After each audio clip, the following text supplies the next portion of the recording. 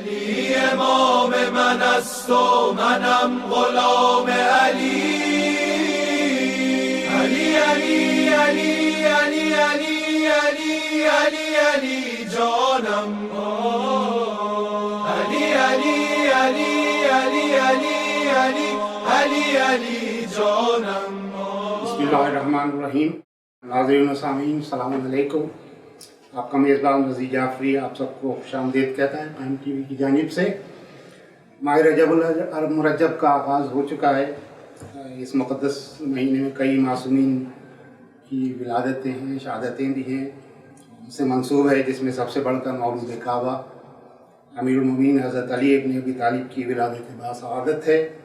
آج ہمارے ساتھ اردو ادب کی معروف شخصیت سید سرفراز شہنشاہ المعروف سرفراز ابد موجود ہیں، جن سے ہم کچھ ہلکی پھلکی گفتگو ان کی شخصیت کے حوالے سے اور ماہ رجب کی نسبت سے خصوصی طور پر کریں گے. سرفراز ابد صاحب کا تعلق ایک ادبی خانوادے سے ہے. ان کے والد گرامی جناب شفق اکبر آبادی ایک اچھے شاعر اور عالم دین تھے. ان کے خاندان میں فیض بھرت پوری، باقر زیدی اور دیگر کئی اور معروف شعراء اور ادیب گزرے ہیں. میں اپنے مہمان سرفراز ابد صاحب کو انہی کے ایک شعر کے ساتھ خوش آمدید کہوں گا اور گفتگو کا آغاز کروں گا کہ ہونا کیا ہے مگر آغاز تو کر کے دیکھیں، آپ مجھ کو نظر انداز تو کر کے دیکھیں. تو سرفراز صاحب، آپ کو نظر انداز کرنا اتنا آسان نہیں ہے. میں آپ کو خوش آمدید کہتا ہوں. کچھ اپنے متعلق بتائیے. ابتدا مطلب آپ کی خاص طور پہ شعر و ادب کے حوالے سے کس طرح سے ہوئی، کچھ بچپن، لڑکپن، نوجوانی. رضی بھائی، بات یہ ہے کہ ماہ رجب کا پروگرام کا آغاز آپ نے شعر سے کیا، تو اب اس شعر کو اس پروگرام سے مربوط کرنا کہ جو آدمی مجھے نظر انداز تو کر کے دیکھیں، وہ مجھے میں نہیں ہوں. اصل میں وہ ہے جس کو نظر انداز کیا گیا. ماہ رجب کے حوالے سے مولا کائنات حضرت علی ابن ابی طالب علیہ السلام کو ان کی زندگی میں کہاں کہاں نظر انداز کیا گیا، درست. اور یہ آغاز کب سے ہوا تھا. دیکھنے کی بات یہاں سے ہے کہ سرور کائنات کے بعد اس کائنات کی افضل ترین شخصیت کوئی اگر ہے تو وہ صرف مولا کائنات حضرت علی ابن ابی طالب علیہ السلام ہے. بے شک. یہ میں بات عقیدتاً نہیں کہہ رہا ہوں. جو لوگ اس کے منکر ہیں وہ بھی اوصاف میں سب سے افضل مانتے ہیں. یعنی اگر رسول کو علم کا شہر مانتے ہیں تو رسول علی کو اس کا دروازہ مانتے ہیں. بے شک. ان کو ید اللہ بھی مانتے ہیں، ان کو لسان اللہ بھی مانتے ہیں، ان کو عین اللہ بھی مانتے ہیں. ان کے علم کو، ان کے فضل کو، ان کی طاقت کو، ان کی عدالت کو زندگی کے ہر باب میں بعد رسول حضرت علی سے زیادہ افضل کوئی کائنات میں نہ تھا، نہ ہے، نہ ہوگا. یہ بات تو ہے. جہاں تک میری ذات کا تعلق ہے، یہ مطلب میں اس کو ایک بڑی غیر اہم سی بات سمجھتا ہوں. وہ یہ ہے کہ یعنی اس سے کوئی اس کی افادیت نہیں ہے کہ میرا بچپن کیسا گزرا یا جوانی کیسی گزری یا بڑھاپے کا کیا حال ہے. ہم جس خانوادے کے لوگ ہیں نا، وہاں بس ذکر اہل بیت، ذکر آل محمد ہی ہوتا تھا. تو بچپن میں بھی وہی تھا، جوانی بھی وہی تھا، اور بڑھاپے میں بھی وہی ہے. وہی سفر جاری ہے. نہیں، میں نے اصل میں میرے ذہن میں جو نام آئے جیسے باقر زیدی مرحوم کا، دیکھیے باقر زیدی صاحب ہمارے ہاں، باقر زیدی صاحب جو تھے وہ میرے پھوپھیزاد بھائی تھے، اور فرزند حسین فیض بھرت پوری وہ میرے پھوپھا تھے. یہ یہاں کی بات ہے. لیکن میرے ماموں تھے صبا لکھنوی، حیدر حسین صبا لکھنوی. وہ ہندوستان میں بھی استاد الشعراء کا انہیں خطاب ملا تھا، اور وہ قصیدہ نگاروں کی صف اول کے آدمی تھے. یہ کب کی مطلب یہ وہ یہاں پاکستان بھی تشریف لائے، لیکن یہ پری پارٹیشن ہی ان کو اتنا مرتبہ اور مقام حاصل تھا. اسی طرح منشی اسماعیل حسین نیر میرے پھوپھا تھے، نیر اکبر آبادی کے نام سے. وہ جب یہاں تشریف لائے تو یہاں قیام ان کا زیادہ تر پنجاب میں رہا، اور ان کو رئیس الشعراء کا خطاب بھی ملا تھا. اسی طرح نجمہ افندی صاحب، یہ بڑے حوالے ہیں میرے خاندان کے جو لوگ رہے، اور سہیل افندی ان کے بیٹے وہ بھی، جی ہاں سب، تو یہ رہا میرا خانوادہ. تو ہم لوگوں کا تو اوڑھنا بچھوڑنا ہی ادب و مذہب تھا، اور وہی ہے.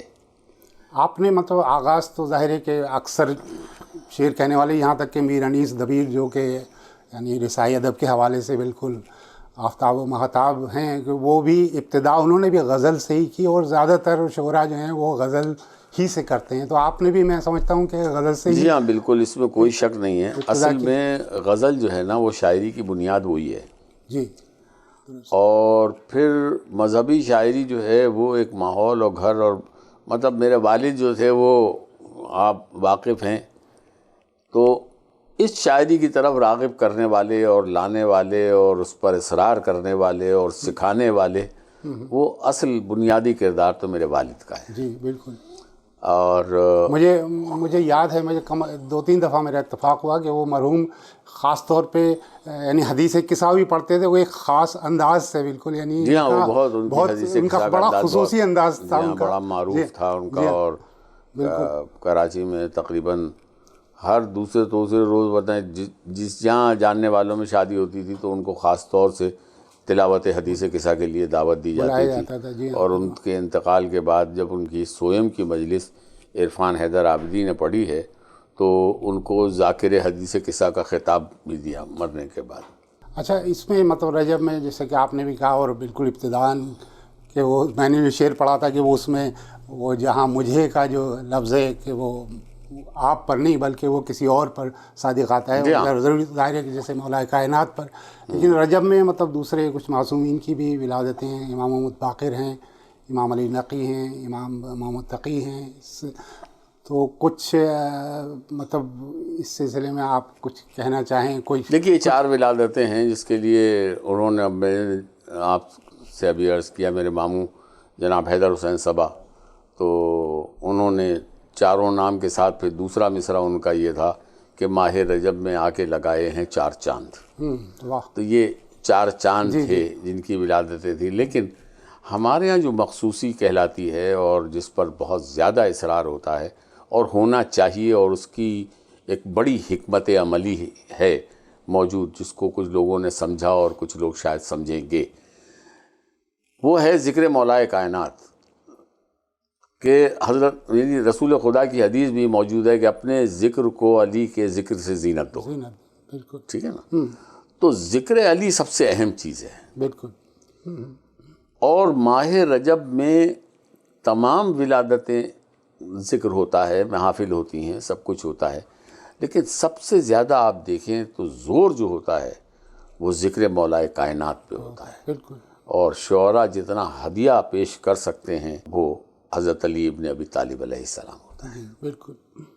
کچھ مطلب پیش فرمائیں مطلب مولا کائنات کے سلسلے میں. میں عرض کروں کہ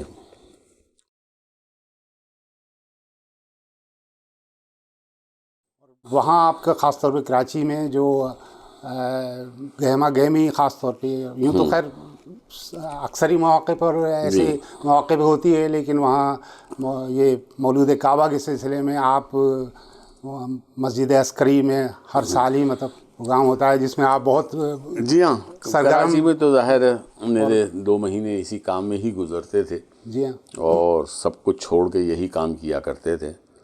یہاں کچھ فراغت سے کام ہوتا ہے لیکن وہاں نہیں تھا ایسا. بہرحال چند شعر آپ کے ہدیہ سماعت کر رہا ہوں کہ ممکن جو کسی سے نہیں داور کے علاوہ، ممکن جو کسی سے نہیں داور کے علاوہ، وہ کام بھی کس نے کیے حیدر کے علاوہ، وہ کام بھی کس نے کیے حیدر کے علاوہ. ایک گھر ہے جہاں دولت کوثر کے علاوہ، ایک گھر ہے جہاں دولت کوثر کے علاوہ 12 تو محمد ہیں، 12 تو محمد ہیں پیمبر کے علاوہ. ایک گھر ہے جہاں دولت کوثر کے علاوہ 12 تو محمد ہیں پیمبر کے علاوہ.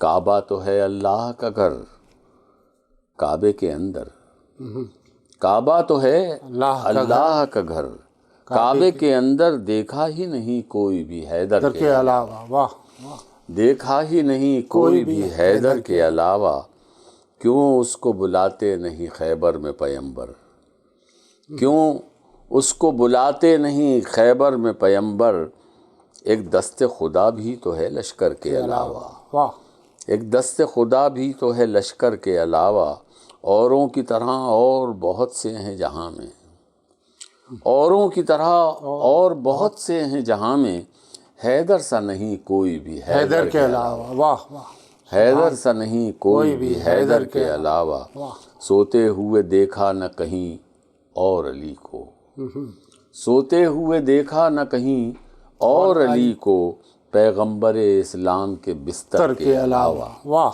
پیغمبر اسلام کے بستر کے علاوہ، تیغو تبرو خود و زرہ خوب ہے اے شیخ، تیغو تبرو خود و زرہ خوب ہے اے شیخ، دل بھی تو مگر چاہیے زیور کے علاوہ، واہ، دل بھی تو مگر چاہیے زیور کے علاوہ، واہ، زیور کے علاوہ، دیکھو جسے آ جاتا ہے کشکول اٹھائے، دیکھو جسے آ جاتا ہے کشکول اٹھائے، کیا بھیک بھی ملتی نہیں اس در کے علاوہ، واہ، کیا بھیک بھی ملتی نہیں اس در کے علاوہ، کہتی ہے غدیر آج بھی اے دشمن حیدر، کہتی ہے غدیر آج بھی اے دشمن حیدر، کچھ اور تجھے چاہیے پتھر کے علاوہ، واہ، علی امام من است و منم غلام علی، علی امام من است و منم غلام علی۔ آپ کا سرفراز صاحب تعلق جو ہے وہ بہت قریبی تعلق بلکہ شہید سبط جعفر سے رہا، جی، اور ظاہر ہے کہ وہ بھی بہت وہاں پر مصروف رہا کرتے تھے، یوسف خانی اور منقبت خانی، اور محافل فعال تھے، بالکل، جی ہاں، بہت زیادہ فعال تھے۔ تو کچھ جو ان سے جو تعلق رہا، کچھ اس سے متعلق بتانا پسند فرمائیں گے کہ بھئی کس طرح سے مطلب ابتدا ہوئی تھی ان سے ملاقات کی، اور کیسے شب و روز گزرتے تھے، خاص طور پہ ادبی حوالے سے؟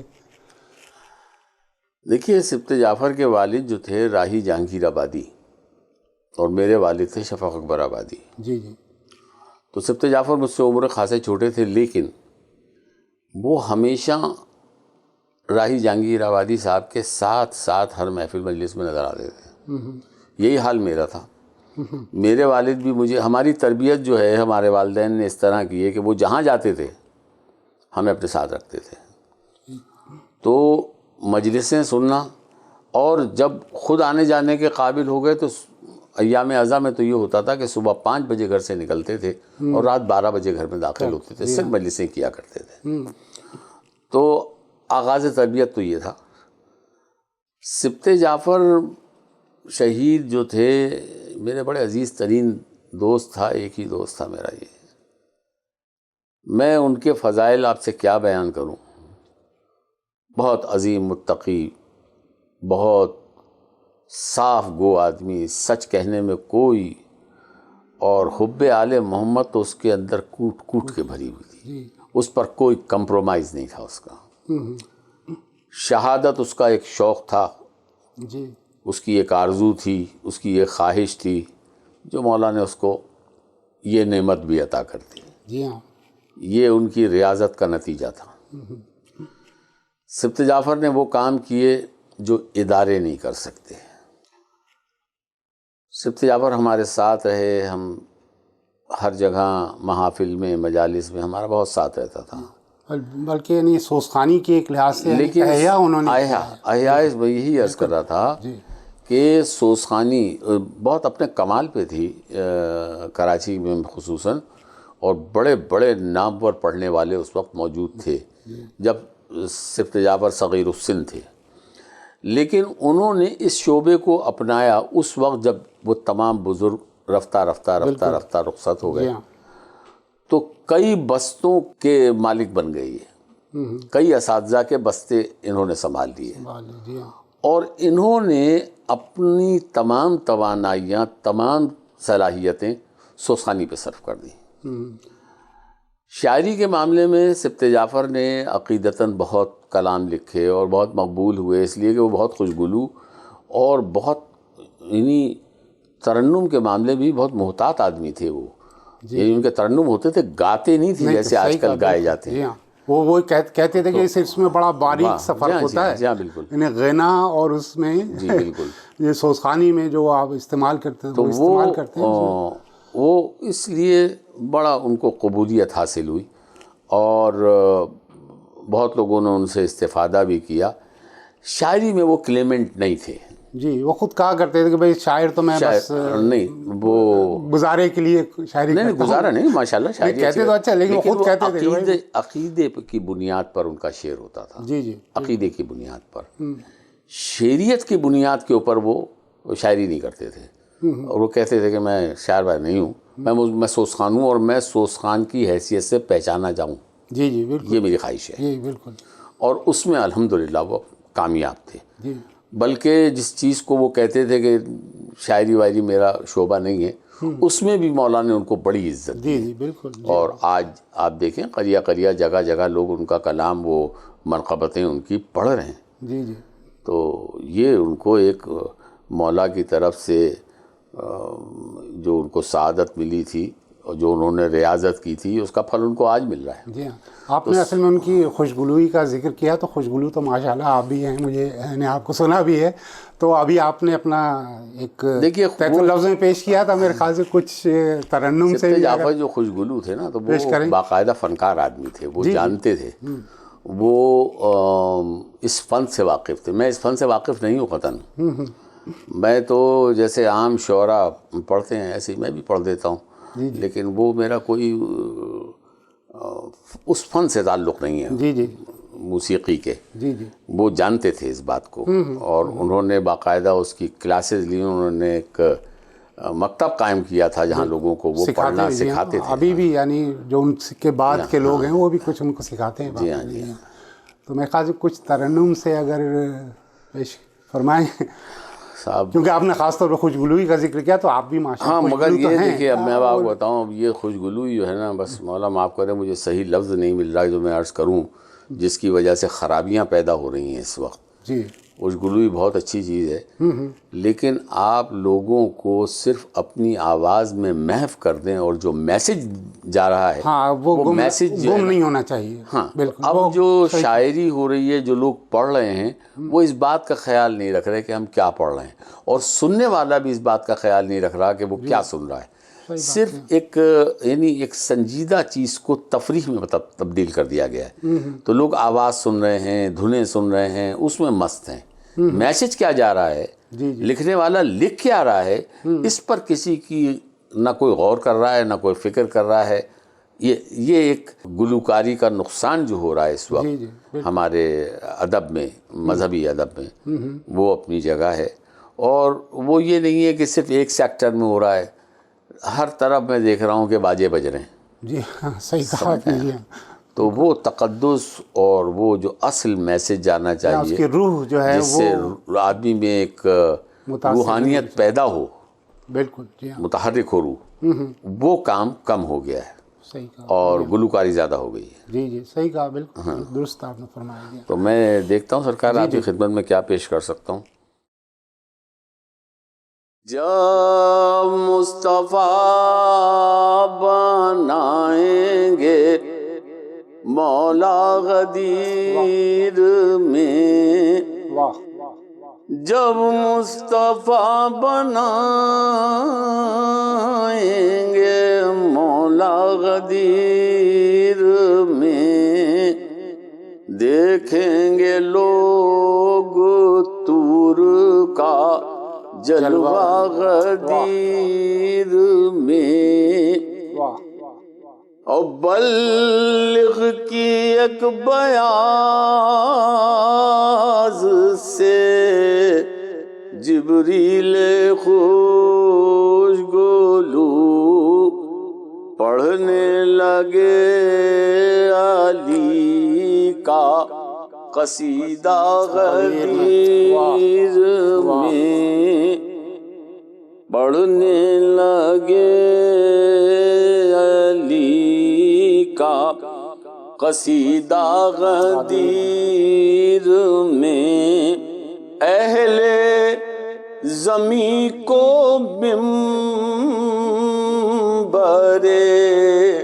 پالان پر ملے کرسی نشین عرش معلا غدیر میں حیدر کے سر پہ تاج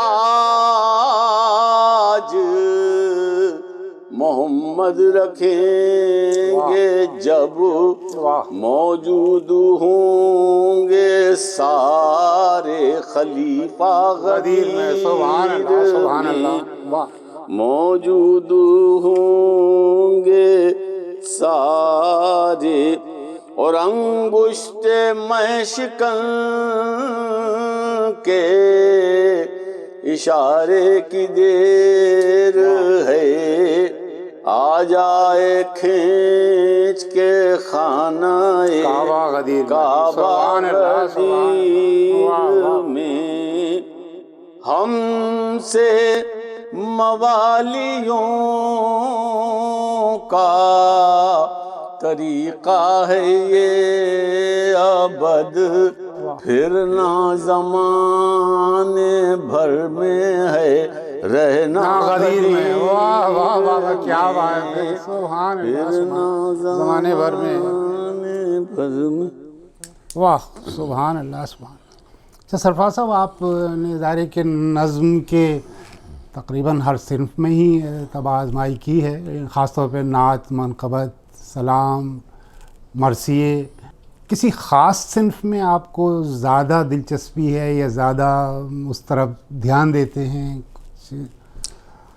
دیکھیے دلچسپی تو اصناف سخن اپنی جگہ ہے، دلچسپی تو ذکر اہل بیت میں، ہاں یقینی طور سے یہ مواقع کی بات ہے اور وقت کی بات ہے۔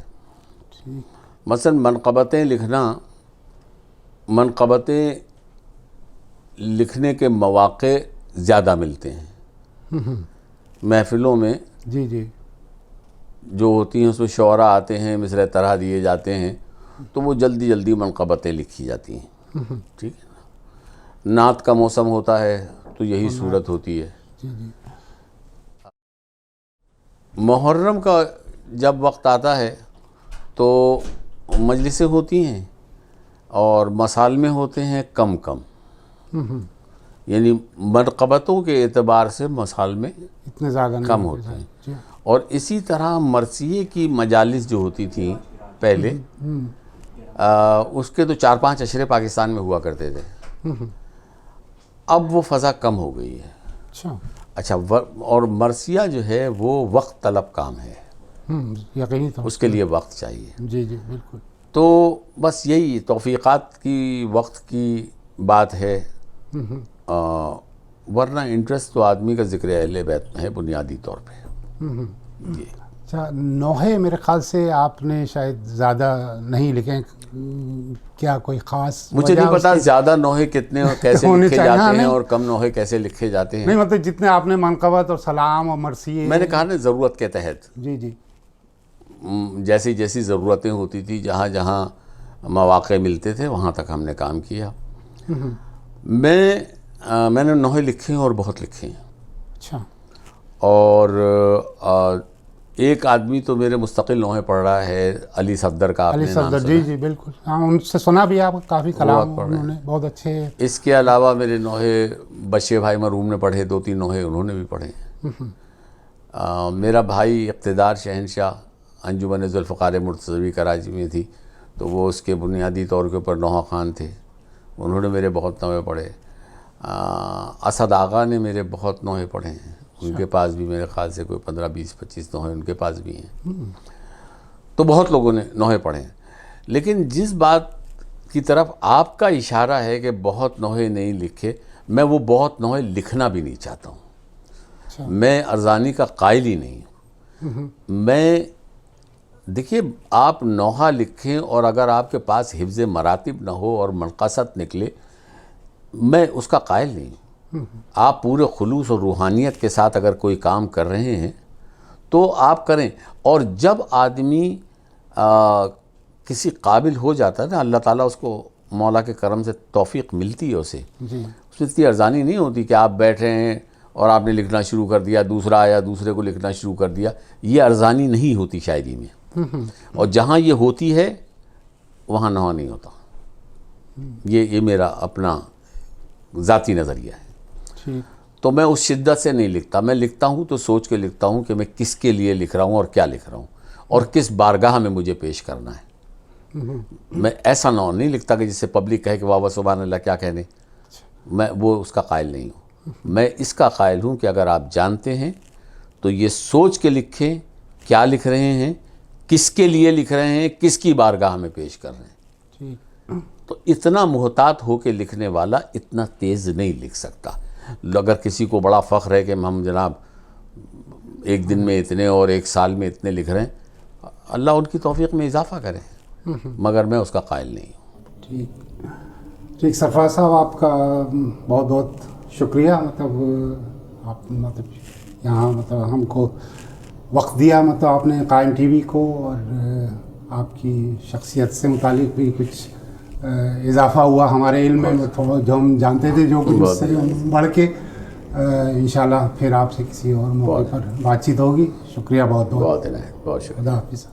علی امام من است و منم غلام علی. علی علی علی علی علی علی علی علی جانم. علی علی علی علی علی علی علی علی جانم.